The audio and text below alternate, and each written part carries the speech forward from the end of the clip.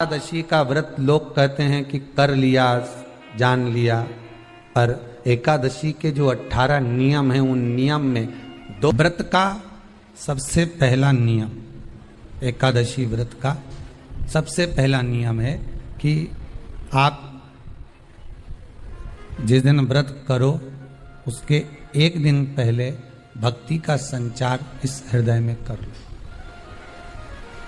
भक्ति का संचार इस हृदय में कर लीजिए। जिस दिन आप व्रत करो, जैसे एकादशी का व्रत कर रहे हो तो दशमी के दिन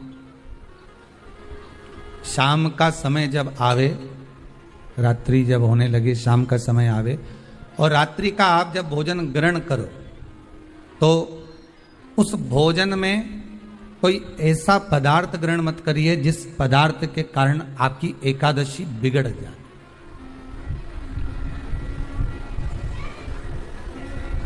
कोई बेकार भोजन हमें ग्रहण नहीं करना,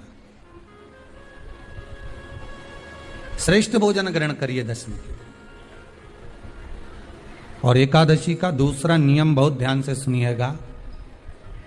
जिस दिन आपकी एकादशी का व्रत हो उस दिन प्रयास करिएगा कि अपने हाथ से किसी भी वृक्ष की कोई पत्ती टूटे ना। अपने हाथ से किसी भी वृक्ष की, पौधे की, किसी भी वृक्ष की पत्ती अपने हाथ से ना टूटे। बहुत ध्यान दीजिएगा महाराज। एकादशी का ये दूसरा नियम है कि अपने हाथ से किसी पौधे की, किसी वृक्ष की, किसी डाली की कोई पत्ती टूटे ना। कितना सुंदर व्याख्यान कहा है, कितना सुंदर वर्णन है महाराज कि मात्र एकादशी का व्रत कर लेने पर, मात्र एकादशी का व्रत कर लेने पर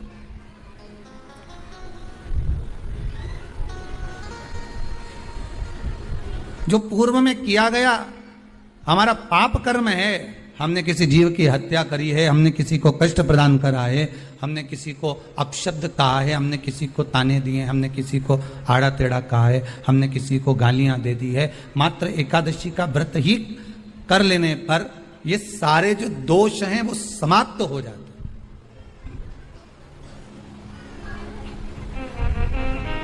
सारे दोष हमारे समाप्ति पर आ जाते हैं।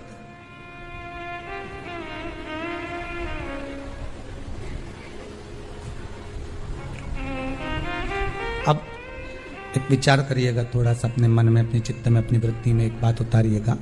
एक अपने मन में एक बात को उतार कर रखिएगा कि आप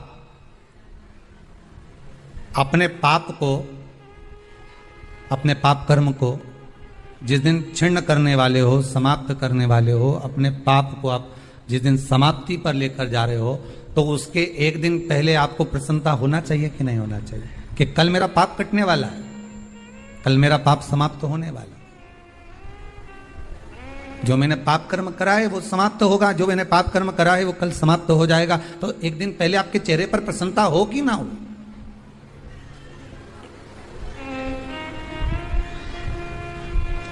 और चेहरे पर वो प्रसन्नता आपके आना चाहिए कि कल मेरा एकादशी का व्रत है, आज दशमी है, कल एकादशी का व्रत है, तो कल मेरी जब एकादशी का व्रत रहेगा तो मेरा ना जाने कितना कितना पाप, कितना कितना असत्य, कितना कितना झूठ, कितना कितना प्रपंच वो समाप्त हो जाएगा। इसमें मुझे प्रसन्नता हो, इसमें मुझे आनंदता हो। कहा गया कि प्रयास करिएगा कि एकादशी के दिन कोई वृक्ष की, कोई डाली की, फल की कोई पत्ती ना तोड़ी जाए। क्यों? तो कहा अगर उस पत्ती को हम तोड़ देते हैं, वृक्ष की पत्ती को या क्यारे में लगी हुई कोई डाली की पत्ती को हम तोड़ देते हैं तो एकादशी का पुण्य फल प्राप्त नहीं होता। एकादशी का कोई फल हमारे खाते में नहीं जाता, पुण्य फल प्राप्त। एकादशी का व्रत लोग कहते हैं कि कर लिया, जान लिया, पर एकादशी के जो 18 नियम हैं उन नियम में 2 नियम कल बताए थे। तीसरा नियम है कि शिव की आराधना हो, कृष्ण की आराधना हो, भगवत स्मरण हो। दशमी, 11 और द्वादशी, दशमी, एकादशी और द्वादशी। एकादशी का व्रत दशमी की रात्रि को जो आप भोजन करें वो सात्विक करें। एकादशी के दिन भोजन ना करें, अन्न का भाग ग्रहण ना करें, अन्न का भाग ग्रहण ना करें।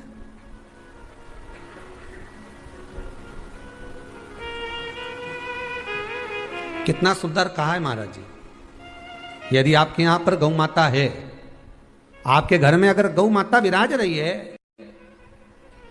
आपके घर में अगर गौ माता है, गाय की अगर आप सेवा कर रहे हैं, अच्छा गाय की सेवा भी बहुत बहुत कम लोग करते हैं। कई घरों में कुत्ता तो मिल जाए पर गौ माता नहीं मिले हो, और कुत्ता घुमाए नहीं, जब आधी आधी ऐसी ऐसी चड्डा पहन पहन के तो ऐसी शान दिखाए कि हमारे बराबर कोई वीआईपी नहीं, कुत्ता घुमा रहे हैं, और वीआईपी इतना कि हमारे बराबर कोई नहीं, और कहीं का गाय के बछड़े को घुमाए तो लोग के गंवा रहे। कितना सुंदर लिखा है धेनु मानस में, गीता प्रेस गोरखपुर की गौ अंक को निकालकर पढ़िए कल्याण का, उसमें लिखा है ब्रह्म मुहूर्त में सुबह के समय पर गाय की पूंछ को पकड़कर या गाय की रस्सी को पकड़कर जो 2 कदम भी चल लेता है, उसके लिए भगवान विष्णु बैकुंठ का मार्ग और कुबेर का मार्ग प्रशस्त कर कर खोल देता। जरा पढ़िए धेनु मानस को पढ़िए, गौ अंक पढ़िए, गीता प्रेस गोरखपुर का कल्याण का अंक निकाल कर पढ़िए कि गाय का मात्र रस्सी पकड़कर 2 कदम चलने वाले के लिए मार्ग प्रशस्त हो जाता है। पर वो कुत्ता घुमाए तो वीआईपी, और तुम गाय घुमाओ तो ये तो गवार है, इनमें तो अक्कल नहीं बता, तो कई घुमाए।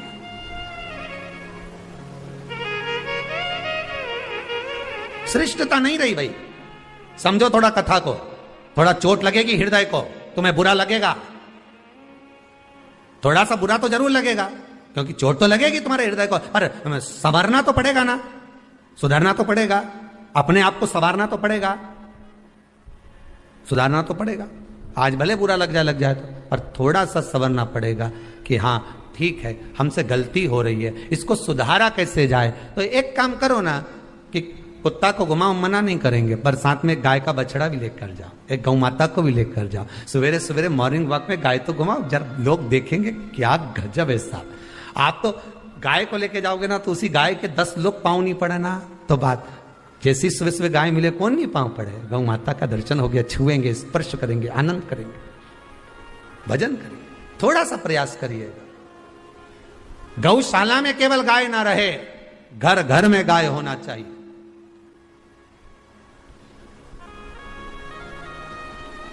यहां पर तीसरे नंबर का जो, चौथे नंबर का जो उपाय बताया है, उपवास करने का जो नियम बताया, उसमें वर्णन किया एकादशी के दिन अगर आपका व्रत है तो आप भूलवश भी डब्बे में रखी हुई रोटी गाय को ना देते हुए कुछ थोड़ा सा फलहार, कोई केला, कोई सेब, जो आप खाते हो, अंगूर, पपीता, जो आप ग्रहण कर रहे हो, उसका थोड़ा सा भाग आप गाय को प्रदान करो, थोड़ा सा भाग आप गौ माता को प्रदान करो, थोड़ा सा। महाराज एकादशी का व्रत का महत्तम कराए, थोड़ा सा फल दो, एक केला दो, एक सेब दो, पपीता दो, तुम जो फलहार कर रहे हो, चाहे तुम मोरधान पा रहे हो, चाहे तुम जो सामग्री पा रहे हो, पर वो थोड़ा सा दो, और गौ माता को उस दिन फलहार दो, अगर एकादशी का आपका व्रत है तो। पर दोष है आपने एकादशी का व्रत तो करा, पर सामने गाय आई ना तो आपने फलाहार नहीं दिया, रोटी ही दी है,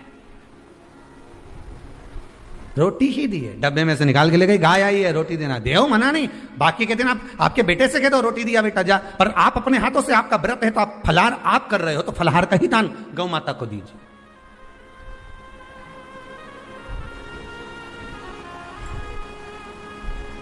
बच्चों से कह दो, जाओ सेवक से कह दो, जाओ जरा दे के आओ रोटी, पर आप फल का दान दीजिए। महाराज 5वां वर्णन किया चतुर्थ भाव में, बन सके जितना एकादशी के दिन भगवान का ओम नमो भगवते वासुदेवाय का जाप करें, या अपने गुरु मंत्र का स्मरण करें, या जो मंत्र आपके हृदय में समाहित हो, श्री शिवाय नमस्तुभ्यम, ओम नमः शिवाय, राम कृष्ण शिव, जो मन पड़े उसका भजन करें, पर दिल से करें, जितनी देर करते बने उतना देर करें। माला पकड़ने की भी जरूरत नहीं कि माला पकड़ के बैठूं, तो घट की जिब्या से जप लो नहीं जी, वही उतना में ही पूरा हो जाए, वही बहुत है। भाई उतना आनंद दे जाएगा। 5वां नियम कहा, जिस दिन आपका व्रत रहे किसी निंदक से बात ना करें। निंदक जानते हो? भाई दूज के दिन, दिवाली की जो भाई दूज होती है ना, होली दिवाली की जो दूज होती है, उनमें ऐसा गोबर का भाई दूज बनाते हैं और पास में एक चुगलखोर भी बना है और चुगलखोर के ऊपर ऐसा भाटा धर दे, एक पत्थर। अब तुम्हारे उधर रखे कि नहीं रखे हमें नहीं मालूम रहे हो, जितने आस्था पे सुन रहे हो, पर हमारे इधर तो ऐसा रहता है, गोबर का भाई बहन बनाए और उसकी पूजन करे, उसके पास में एक गोबर का चुगल चोर भी बनाए, उसके ऊपर भाटा धर दे। कथा कह रही है, कथा वर्णन कर रही है, निंदक से बात ना करें। मान लो किसी ने आकर आपको निंदा कर भी दी तो तुरंत सूर्य नारायण भगवान का दर्शन करें और 3 बार उनका दर्शन कर कर नेत्र बंद करें, तब जाकर वो निंदा जो अंदर गई है अंदर पवित्रता प्रदान करेगी, तब जाकर एकादशी का व्रत लगेगा। पहले तो प्रयास करो, अगर जो निंदा करने आता है ना तो उसको उस दिन एकादशी वाले दिन दरवाजे पे लिख दो कि चुगल चोट्टा उन अंदर नहीं आए। नहीं कि अंदर है कितना, तो तुम दरवाजे पे लिख दो कि निंदा करने वाला चुगल चोट्टा, आज एकादशी का दिन है, हमारी मम्मी का एकादशी का व्रत है। एक इतना बड़ा कंप्यूटर से निकालो, एकादशी के दिन सेलो टेप लगा के चिपका दो, चुगल चोट्टा उन अंदर नहीं आए, आज हमारा एकादशी का व्रत है। कुछ बिगड़ेगा क्या? दरवाजा अपना, घर अपना, और जिसके बुरा लगे बाहर जा, मत। पर निंदक का अगर मुख देखो तो सूर्य का दर्शन, एकादशी के अंतर्गत वर्णन किया व्रत के नियम 18, उसमें से एक नियम। फिर कहा जीव की हत्या ना करे, अगला नियम है, अपने द्वारा जीव की हत्या ना हो, प्रयास करना, किसी को कष्ट ना हो। 18 नियम में से एक नियम और, प्रयास करिएगा एकादशी जब भी करें तो द्वादशी से जुड़ी हुई करें, 10वीं से जुड़ी हुई एकादशी कम करें। जो वैष्णवों की एकादशी कौन सी होती है? जो एकादशी द्वादशी से जुड़ी हो, 10वीं से नहीं। 10वीं से जुड़ी हुई एकादशी व्रत कहलाती है और द्वादशी से जुड़ी हुई एकादशी पुण्य फल प्रदान कर कर वैष्णवों को भगवान के चरण में छोड़ आती है। इसलिए एकादशी द्वादशी से जुड़ी हुई होना चाहिए।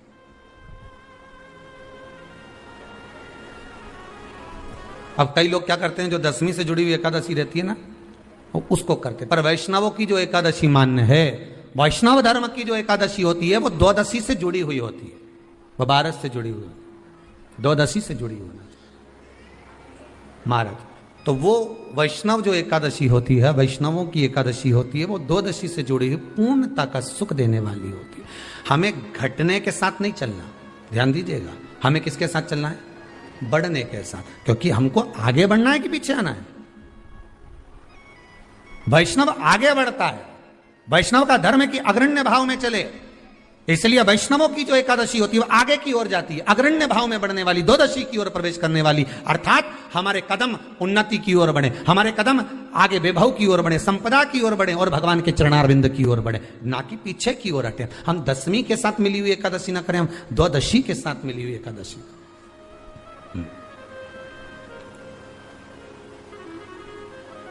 वैष्णव एकादशी। फिर अगला वर्णन किया गया महाराज, शास्त्र कहता है, अगला वर्णन जो किया गया उसमें बताया,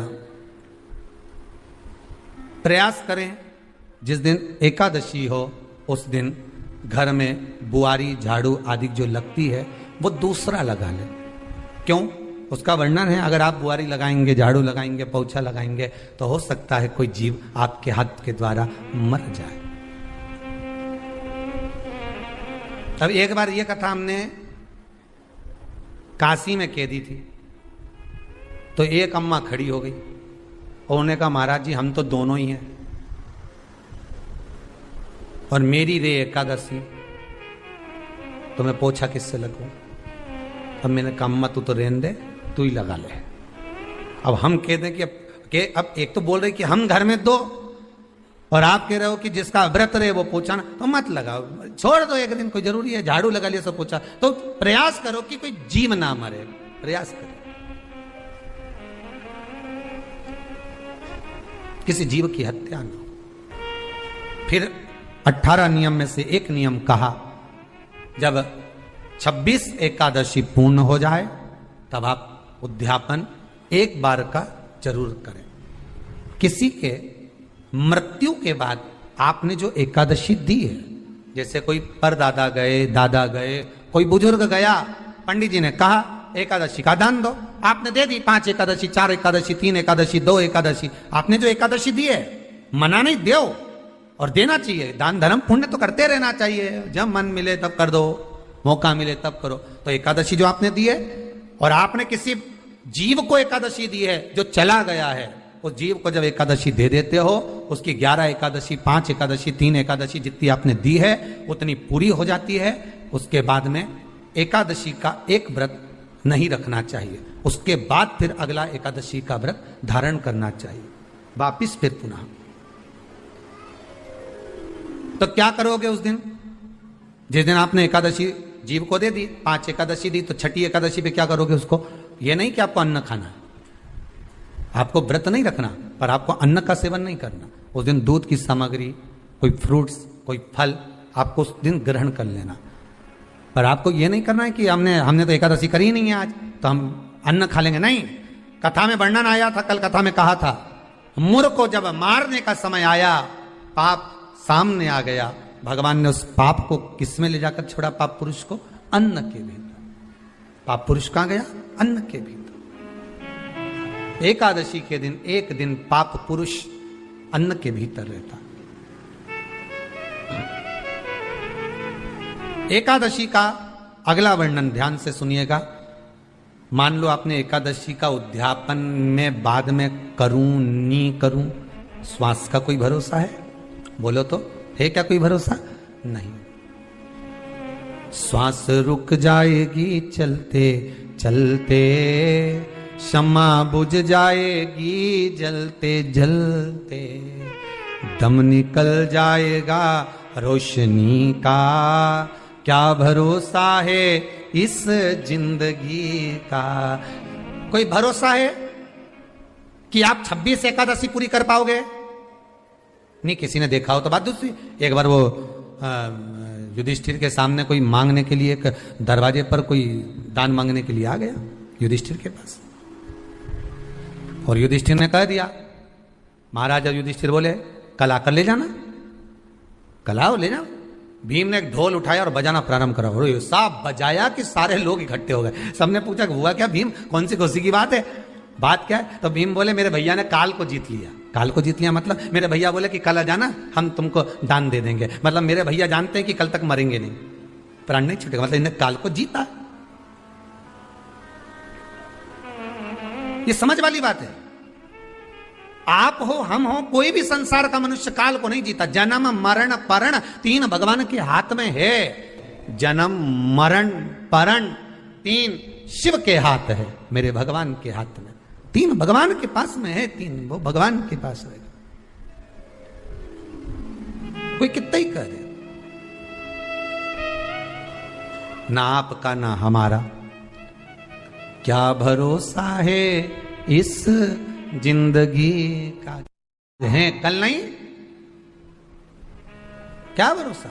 तो फिर मान लो हमने 7 एकादशी का व्रत कर लिया और उद्यापन नहीं कर पाए, 26 का इंतजार कर रहे थे और उससे पहले निपट गए, तो फिर उद्यापन ऊपर करोगे? अरे बोलो तो सही, उद्यापन कहां करोगे?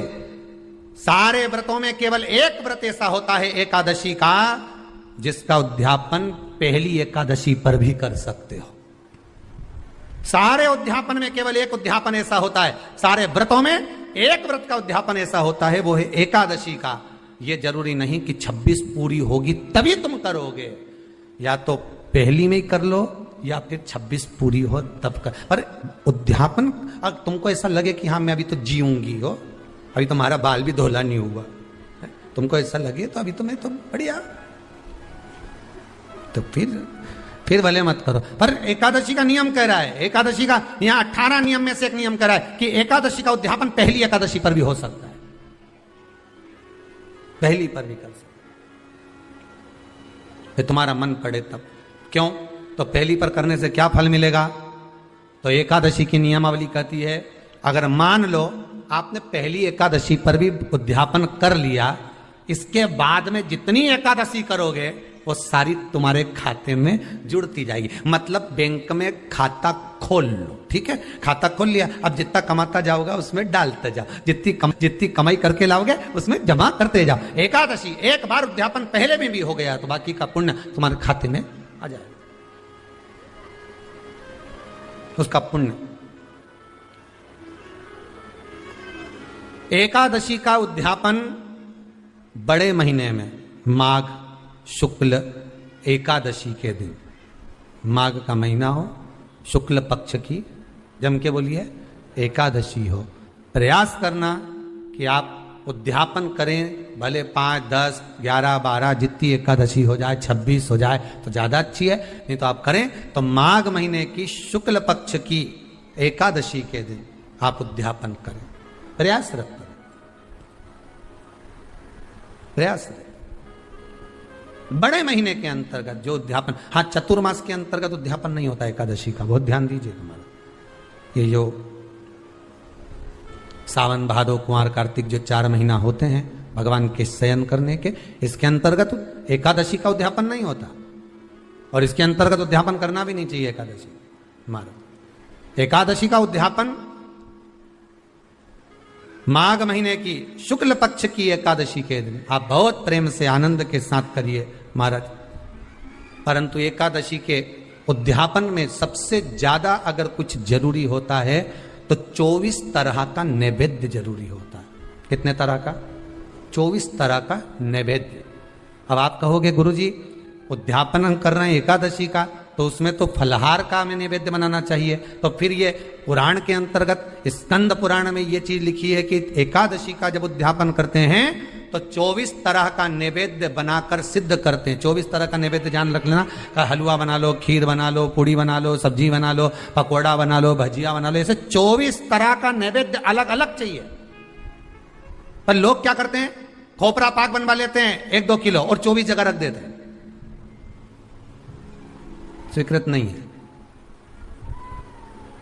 24 तरह का नैवेद्य रखा जाता है। महाराज एकादशी के दिन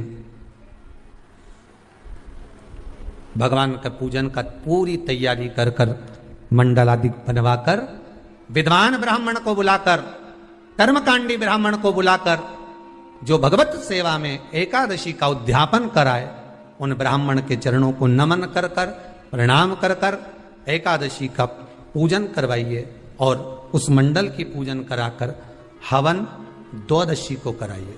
एकादशी को हवन नहीं, एकादशी के उद्यापन का जो हवन होता है वो द्वादशी को। एकादशी का उद्यापन द्वादशी को बड़े प्रेम से आप खूब आनंद से हवन पूजन कराओ। पूजन कराने के बाद, हवन कराने के बाद 26 जोड़े ब्राह्मण ब्राह्मणी के बुलाकर भोजन कराकर उनको भाव से जो आप समर्पित कर सकते हो, जितनी आपकी सामर्थ्यता हो, उस सामर्थ्यता के अनुसार आप दान धर्म पुण्य करो, आप उन्हें प्रदान करो। और बन सके तो एकादशी की रात्रि को भी जागरण करें और द्वादशी के दिन जिस दिन हवन करें उसकी भी रात्रि को कुछ जागरण करें। जागरण का मतलब पहले भी कथा में कहा, प्रदोष की कथा में वर्णन किया था। हम ये नहीं कहते कि तुम पूरी रात जगो, हमारा तो निवेदन है 15 मिनट का करो, आधे घंटे का करो, 20 मिनट का करो, पर रात्रि के समय थोड़ी देर अगर एकादशी का उद्यापन कर रहे हो तो जागरण थोड़ी सी देर अवश्य करें। नहीं कर सकते अकेले बैठकर राम नाम जप ले, भजन कर ले, पर करो।